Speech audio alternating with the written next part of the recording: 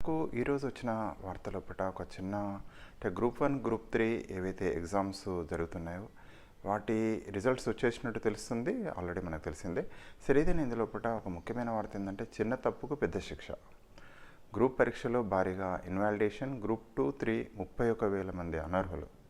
నిజంగా చాలా sad thing. చిన్న చిన్న ఎర్రర్స్ లోపట అంటే ఒక మిత్రుడు కూడా ఫోన్ చేసి చెప్తున్నాడు, సార్ నాది చిన్న మిస్టేక్ అయింది, తర్వాత దాంతో నా రిజల్ట్ ఆపేసిండ్రు, అందులో ఒకటి లేదు, జిఆర్ఎల్లో నా నెంబరు కనబడతలేదు. ఒక అమ్మాయి కూడా కాల్ చేశారు.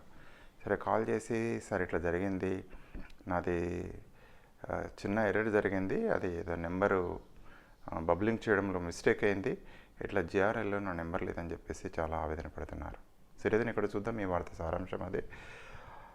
గ్రూప్ పరీక్షల్లో భారీగా ఇన్వాలిడేషన్. గ్రూప్ 2, 3లో 31,000 మంది అనర్హులు. హాల్ టికెట్ నెంబర్ లేదా ప్రశ్నాపత్రం నెంబర్ తప్పుగా రాయడం లేదా గడులను సక్రమంగా నింపకపోవడం, ఒకసారి నింపిన గడులను తప్పు అని తెలుసుకొని చెరిపివేయడం వంటి చిన్న చిన్న పొరపాట్లే పోటీ పరీక్షల అభ్యర్థుల పాలిట శాపంగా మారుతున్నాయి. చిన్న పొరపాటే పెద్ద శిక్షకు దారితీస్తున్నాయి. ఇలాంటి తప్పిదాల కారణంగా గ్రూప్ పరీక్షలో వేలాది మంది అభ్యర్థులపై అనర్హత వేటు పడింది. కొందరు టాప్ మార్కులకు దగ్గర ఉన్నవారు సైతం ఫలితాలను చూసుకొని అవాక్కయ్యారు. జిఆర్ఎల్లో తమ హాల్ టికెట్ నెంబర్ లేకపోవడం, ఓఎంఆర్ చూస్తే తప్పులు ఉండడంతో అయ్యో రామ అంటూ నెట్టూర్చాల్సిన పరిస్థితి తలెత్తుంది. గ్రూప్ 2, గ్రూప్ 3 రెండు పేపర్లో 31,679 మంది అభ్యర్థులపై అనర్హత వేటు పడింది. అత్యధికంగా గ్రూప్ 3లో 18,000 మంది, గ్రూప్ 2లో 13,000 మంది ఓఎంఆర్ షీట్లు ఇన్వాలిడేషన్ అయ్యాయి. గ్రూప్ 1లో కొంతమంది పేపర్లు ఇన్వాలిడ్ అయ్యాయి. దీంతో ఆ అభ్యర్థుల పరిస్థితి అగమ్యగోచరంగా మారింది. టీజీపీఎస్సీ అధికారులు మానవతా దృక్పథంతో తమ ఓఎంఆర్ షీట్లను లెక్కలోకి తీసుకొని తమకు అవకాశం కల్పించాలని అభ్యర్థులు కోరుతున్నారు. కొన్ని ఉదాహరణలు, ఒక అభ్యర్థికి 3 పేపర్లు 270 మార్కులు వచ్చాయి. ఈ అభ్యర్థి గడులు సరిగ్గా నింపని కారణంగా అనర్హత వేటు పడింది. ఒక మహిళా అభ్యర్థి ప్రశ్నాపత్రం బుక్లెట్ నెంబర్ని తప్పుగా బబుల్ చేసింది. మొదటి నెంబర్ 1 అని రాసి గడులు నింపే క్రమంలో 1 అంకెకు బదులుగా 0 అంకెను బబుల్ చేసింది. దీంతో సదరు అభ్యర్థిపై అనర్హత వేటు పడ్డది. ఒక అభ్యర్థికి గ్రూప్ 3లో 288 మార్కులు వచ్చాయి. సరిగ్గా గడులు నింపని కారణంగా ఈ అభ్యర్థిపై అనర్హత వేటు పడింది. గ్రూప్ 3 ఫలితాల్లో మహిళా కేటగిరీలో టాప్ ర్యాంక్ 325 కాగా టాప్ 10లో ఉన్న చివరి అభ్యర్థికి 301 మార్కులు వచ్చాయి.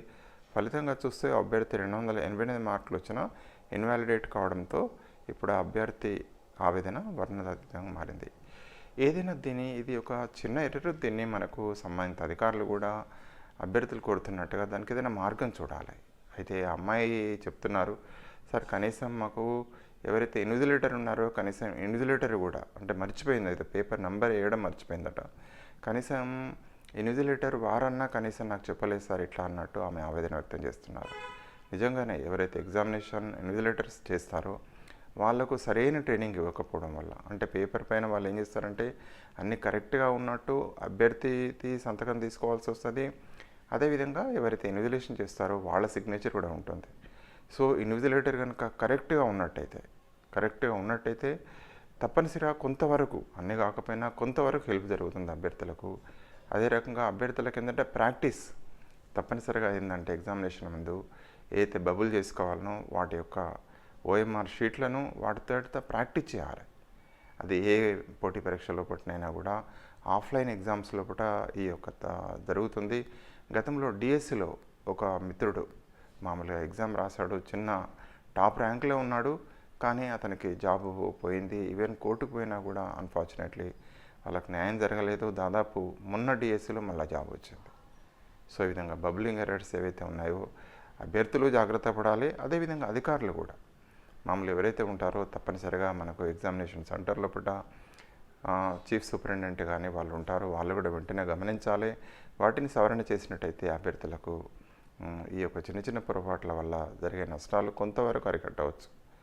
సరేదేనా అభ్యర్థులు కూడా మరి భవిష్యత్తులో కానీ ఇప్పుడు కానీ ఈ యొక్క చేసిన ఎర్రర్స్ను సవరించుకునే విధంగా, అంటే సవరించేటట్టుగా ఏమైనా మార్గాలు ఉన్నాయో ఆలోచించాలి. ఎందుకంటే ఎక్కువ ఉంది కదా, 31,000 మంది అంటే చాలామంది అభ్యర్థులు.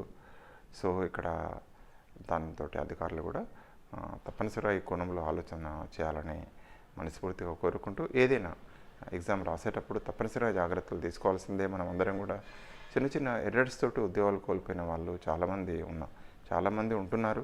అది కొంచెం బాధాకరమైన విషయం. ఎందుకంటే సంవత్సరాల తరబడి పోరాటం చేస్తారు ఉద్యోగం కోసం.